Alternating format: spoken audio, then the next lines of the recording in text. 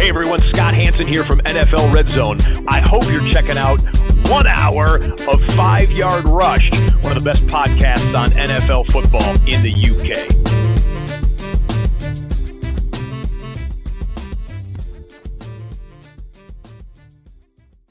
Is courtesy of Empire FF. Before I explain what that is and the man behind the idea, I just want to talk to you about who's bringing the show today, and that is Manscaped. Manscaped Sports is supporting the 5 Yard Rush podcast, and Manscaped are the best in men's below-the-waist grooming, and they're the champions of the world in that regard. They offer precision-engineered tools for your family jewels. They've just launched their 4th-generation trimmer, the Lawnmower 4.0, all across Europe. The 4.0, I've got it. It's brilliant. I absolutely love it. It really is a cut above everything else I've ever used in that department. And join over 2 million men like myself worldwide who trust Manscaped. And you can get 20% off right now and free worldwide shipping with the code 5YARD. That's the code 5YARD at manscaped.com. But let's talk about Empire Fantasy Football. And their creator is here joining me right now. Jason, welcome to 5 Yard Rush. How are you doing? I'm doing great, Murph. Thanks for having me. How are you? It's just great to talk. We talked a little bit last week and really love what you're doing, and wanted to do this as an episode just to talk a little bit about what it is Empire Fantasy Football is, because there's a few new games in this space. It is a bit different, but I really like the ideas that you're building behind it, and I think our listeners will too. So let's get started and talk a little bit about what Empire Fantasy Football is. So why don't you tell our listeners, effectively, what is it? What are we here for? What is your game about, and how do people get involved? Yeah, so Empire Fantasy Football League, it combines DFS tournament sizes where you can play it with up to 50,000, 100,000, however many people as you want. And it has season-long roster management mechanics, meaning you can add and drop players with these huge player pool sizes. And our main goal was to build a game where everyone could play together. So that's why there isn't really a manager limit. It is competing directly against each other, not fragmented into like little groups and stuff like that.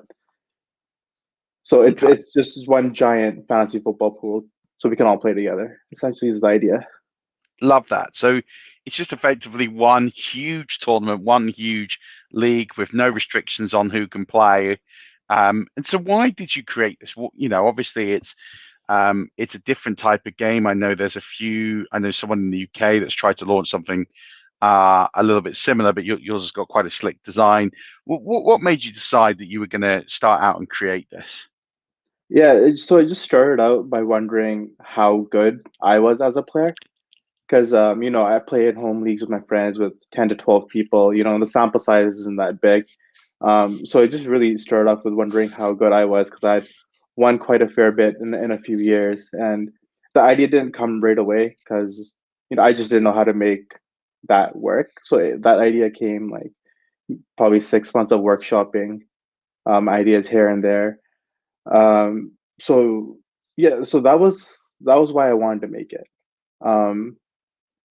What gave me the idea was stuff like the Scott Fish Bowl, where it's a charity tournament, but it's a bunch of smaller leagues of 12, 12 people, and in the end they merge for a championship round. But that's an invitation only. There's only so many people that can get in, and so I wanted to create something a little bit bigger.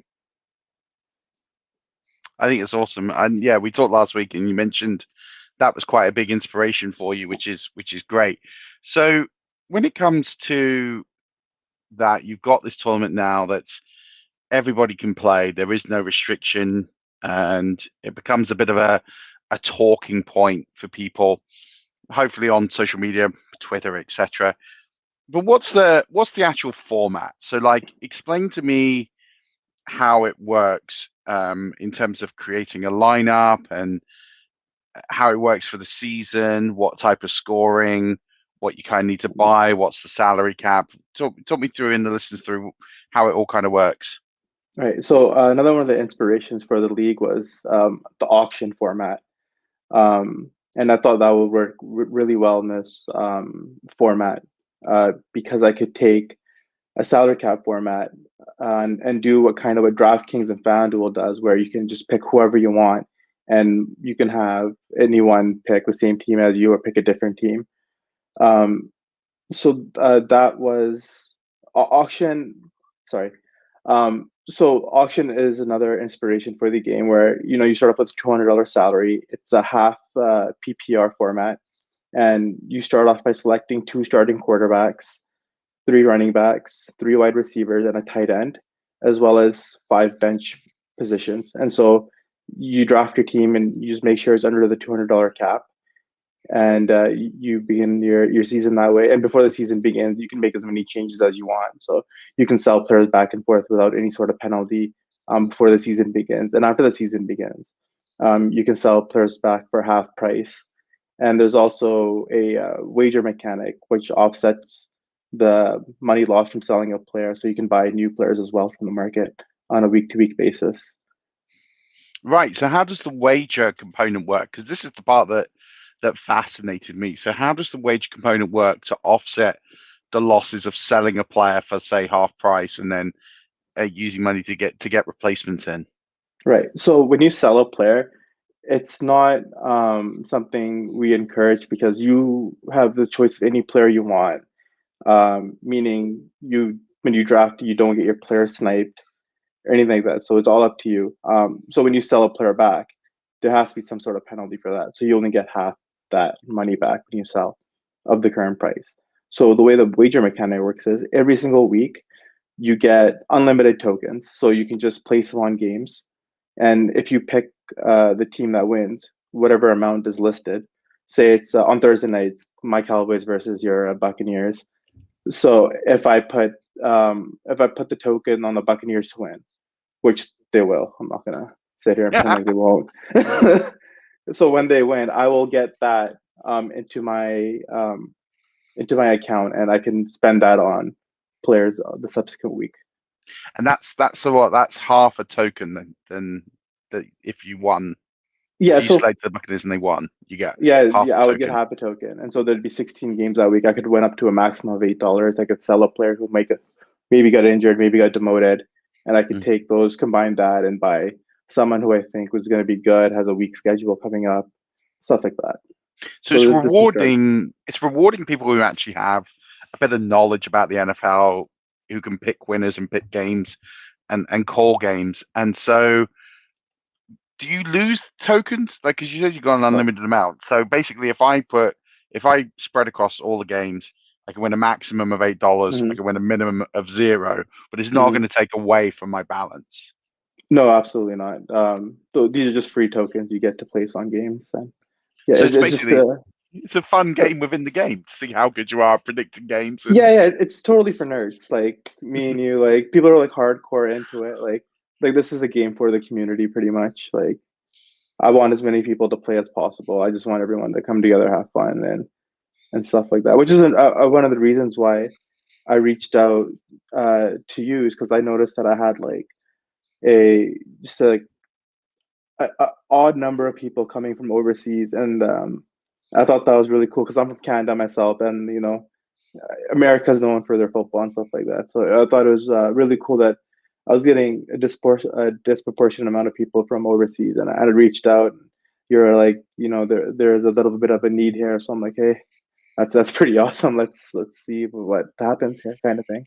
Yeah, and I think it's great because where I sort of see a synergy to this to people in the UK is it's very similar to FPL, Fantasy Premier League, where you select the lineup for the season. The only difference is obviously instead of getting a certain amount of substitutions per week you can take out and put in, there is a salary cap amount, which is similar to FPL. It's having that bench concept, which again is similar to FPL. But just the difference is that if you drop someone, you only get half the amount of money back. But then you have this really cool option to wager every week and win additional dollars. And if you get quite good at calling the games, you can give yourself a competitive advantage by giving yourself a few extra dollars a week so that you can upgrade certain positions. Because setting the lineup is quite tough, isn't it? We'll get into that in a minute with some of the strategy around how you're doing it. Like, you're not going to get a team full of studs because you've got a lot of positions to fill for $200.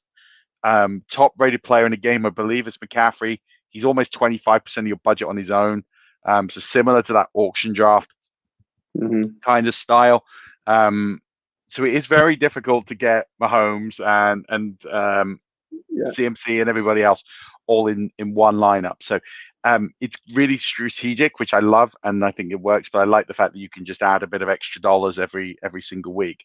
So talk a little bit about why it's different. It is very different. It has a sort of FPL feel to it, but it is also a bit more strategic because you've got the way to get extra tokens and the way that you've got to spread your bench and think about your bench. And actually, I have a question. Do the values of players change through the game?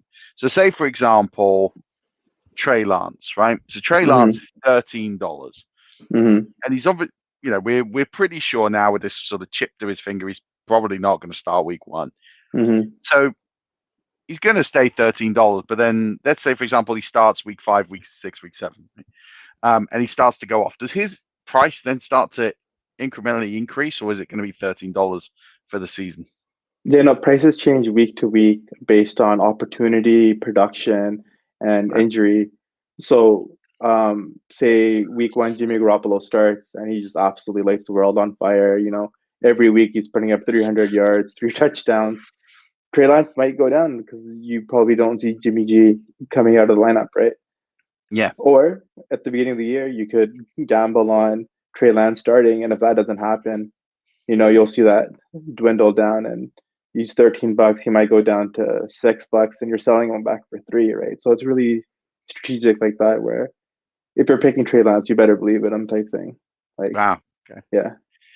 Because, and then, so the other concept, and again, we'll get into this, is that you've got other players who are very low costed in the game right now who could rise. I noticed most owned player is Marquez Callaway of New Orleans. So he's $2. I think he's the most owned player, which makes sense. Give his opportunity, but that price rise could go quite quickly if he walks into a really huge role. Yeah, for sure. He had a little bit of buzz going into camp. Known as a hard worker, I think. A lot of coaches said some good things about him, but with Michael Thomas gone, like everything just opened up for him. Had a monstrous preseason. Everyone knows his name now, so yeah, that might be a guy you probably might not want to sell because you got him cheap and he's producing, right? Like say he's a fringe wide receiver too, like, and you got him for however many dollars. Like that's a pretty good deal. You might want to keep him. Yeah, exactly, because you're not going to sign a replacement for who's going to produce the same amount for equal amount. So obviously you mentioned the DFS element style to it. What does this cost players who are interested in listening to this thinking, that's a bit of me, I quite like the sound of this? How much is it going to cost people to join in and actually play? Yeah, so right now we're just in the beta phase. We're just opening it up to people, so it's completely free to play. Like I want as many people to experience as possible. I want them to tell their friends. You can actually add your friends and see what they're doing and how they're performing on a week-to-week basis as well. So there's quite a social aspect to it as well. But yeah, it's completely free. We're in beta. I'm just testing this out, and hopefully I can build upon the game and we can have more game modes. We can have paid game modes, huge cash prizes. Right now, it's I can afford to give away $1,000, so that's what I'm doing. So first place overall gets $1,000, and congratulations to them for winning.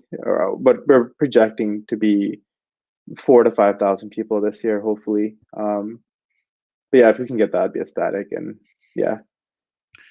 And so the one thing we haven't talked about yet is how this kind of works week to week to end up being the overall winner, because it's not just a traditional whoever gets the most points total wins. It is a season-long record. So how does the season-long record work? How can you win or lose because you're not playing against anyone specific? And then when you get to the end of the season, the playoffs, how does that work? And how do you end up becoming the winner of Empire Fantasy Football League? Right, and that's another one of the reasons why this idea didn't come over to me overnight, because there's a lot of things you have to work out with making a new game. So how it works is, hypothetically, let's say there's 1,000 people that sign up and play, and you go by week. So every single week, if you score in the top 500, you get the win, and if you don't, you get the loss. And then the next week you gotta, you have the market to try and improve your team. You have the wager mechanics, and so that happens up until week 14, when the playoffs start. This year for us, I know in regular fantasy it's week 15, but just due to the code, this year we have to start it on the 14th. So 50% of the teams make the playoffs, and after the first week, we cut that down by half, so there's 25% left, and then there'll be 5% left, and then that last week 16, the one person will be left remain standing with the best score. So it's a much like how a regular fantasy league works, except you're just cutting off percentages instead of, well, you lose your out type thing. Yeah. So is Yeah. there a way that people through the weekend will be able to track their performance, or are they going to have to wait until Tuesday to find out if they've made the cut? No, it's all the scores are updated live, um, standings updated live. Um, so as soon as a player's game starts, that player will be locked in the market, and then Tuesday night, after all the prices have updated, the market will open back up, and you can tinker with your lineup and do all that fun stuff and see what's happening. So you could be in the playoffs and have that really sweaty Monday night feel where you don't have anyone in the Monday night game and you're kind of Yeah, not quite on the bubble, but you're pretty close to the bubble of making it through the next round of the playoffs, and you're sitting yeah, there anxiously hoping for a low scoring game, and then yeah, no one kicks off. I think that's awesome. I think that's a really smart way of doing it, because that's kind of what we sign up for in fantasy yeah, football, is having those games be so important. and look at those games and think, it's the sweat. It's, oh, I'm not sure yeah, if I can win or qualify, get through, and you're watching the game intently, because then it adds the significance of you yeah. watching the game, which I Yeah, think is every really, target matters. Like, you'll see a yeah. target, like, please don't go to him. Please don't go to him. Please drop the ball. Please drop the ball. Yeah, pretty much. I want bad football today, guys. No one So having fun. before we wrap this up, before we tell people where they should sign up, and I've been tinkering with this. I'm still tinkering with a lineup, and still trying to think of the best way to build it. I'm a little bit away from happy with it, but Mhm. I've got some good. I do have CMC in my team. Spoiler alert. Well, I have been playing with it, and Robbie Anderson, but that's not going to shock anybody who listens to me. Um, let's talk about some strategy here. So you're looking at, obviously you've got the data of everyone that's signed up. So Mhm. let's talk a little bit about what some of the strategy of players that are doing, and on top of that, what about who are some of the most owned players? We talked about Marquez Callaway. So what are people trying to doing? What are people doing in terms of their teams, and then what are they doing in terms of, like, who are the most owned players in the game right now? Yeah, for sure. I think a strategy I'm seeing a lot is they anchor their team with one or two big players, and they'll try to fill out the rest with value players. Where they might. Well, me personally, I got Dak Prescott because I'm a unapologetic homer, and then I got Mac Jones, who's a cheap player who I thought was going to start early, and this morning's news, Cam got cut, Of course. and so that paid out. But even if it didn't, I could have sold him and picked someone new later on.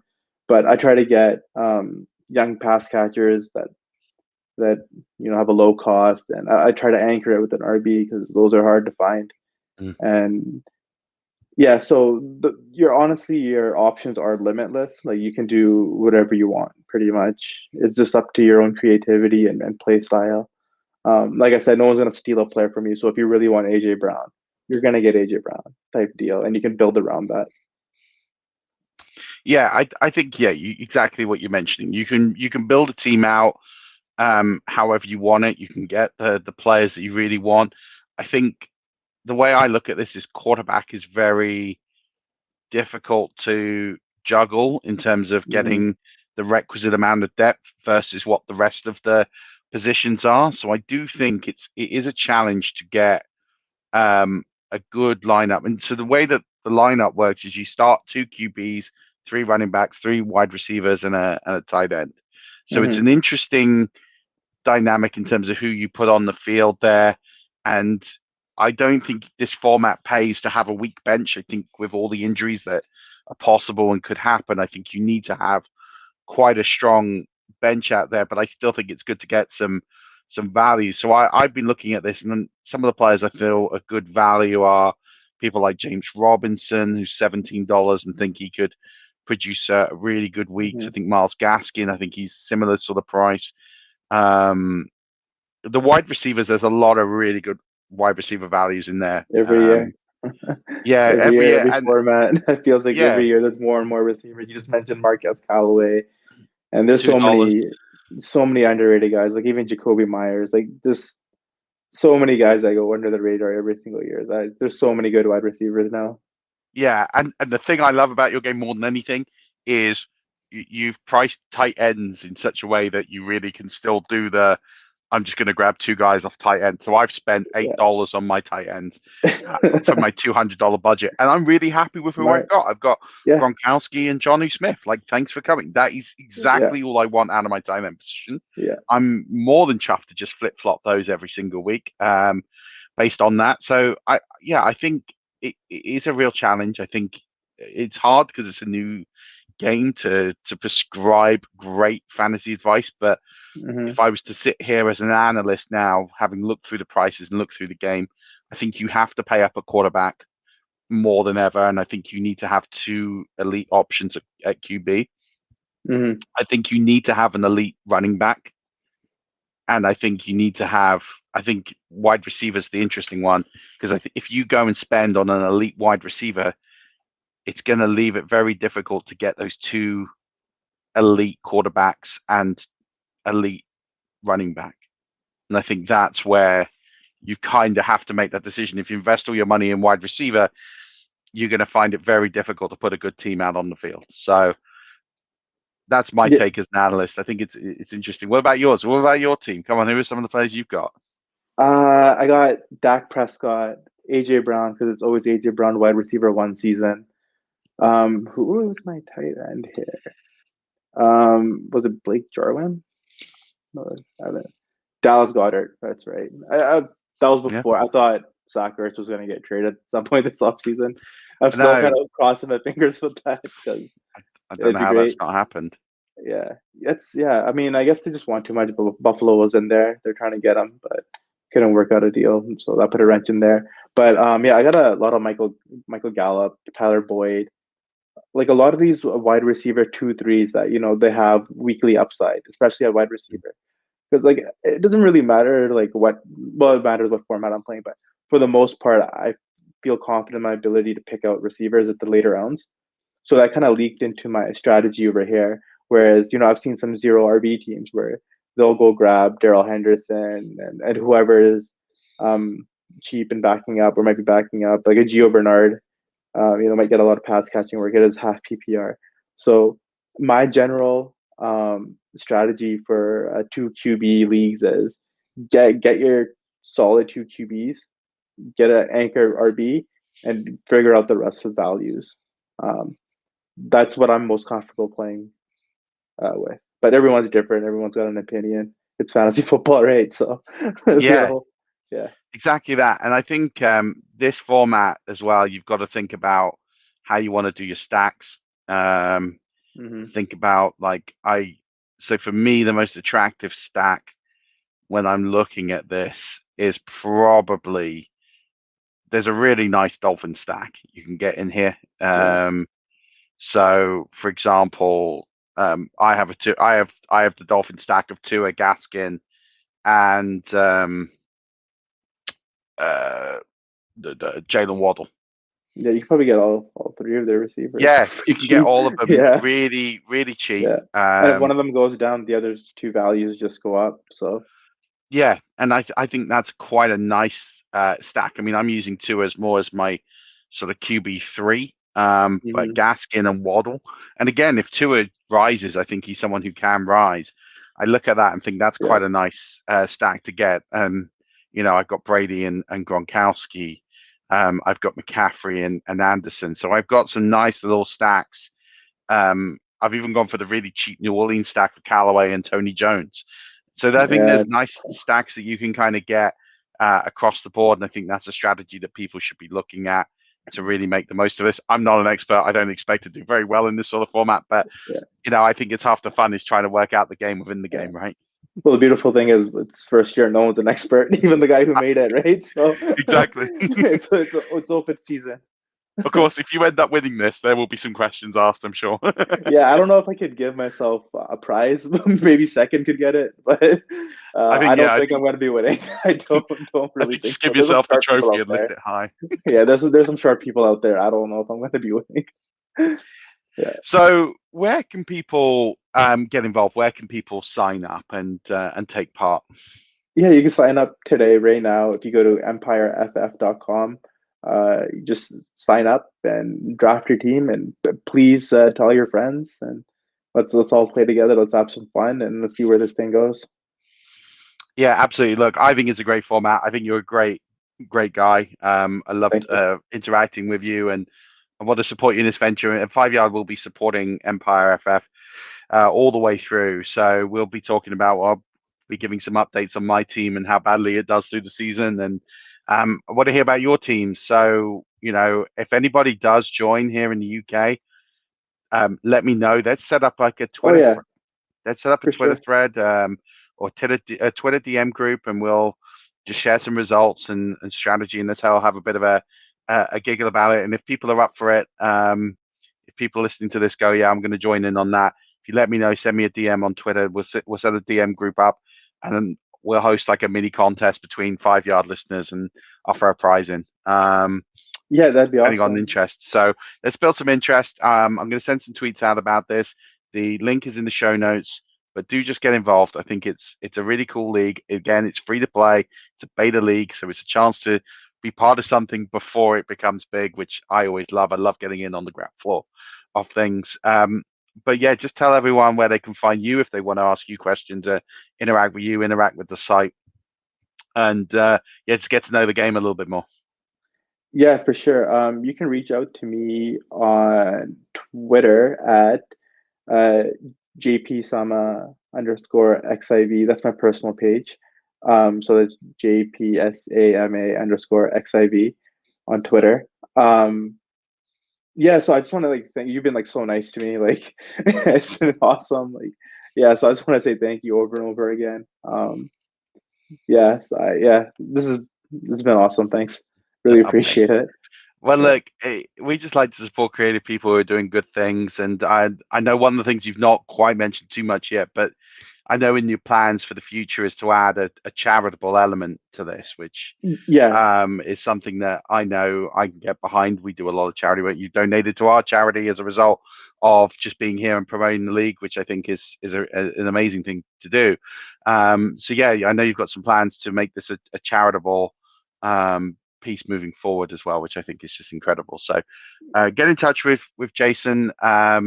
Jason, just do me a favor, just put your Twitter handle in the private chat here, just so I can send that out to people and when this goes out. And let's get some people interacting. And yeah, Rush Nation, if you got nothing to lose by signing up, right? So just sign up, get involved. It's a cool site. It's a great concept. You can get in touch with me. I'll add you to it. We'll do a Twitter group, and we'll just have some fun with this through the season. And might do a few more sort of strategy pods or things on this as we learn the game.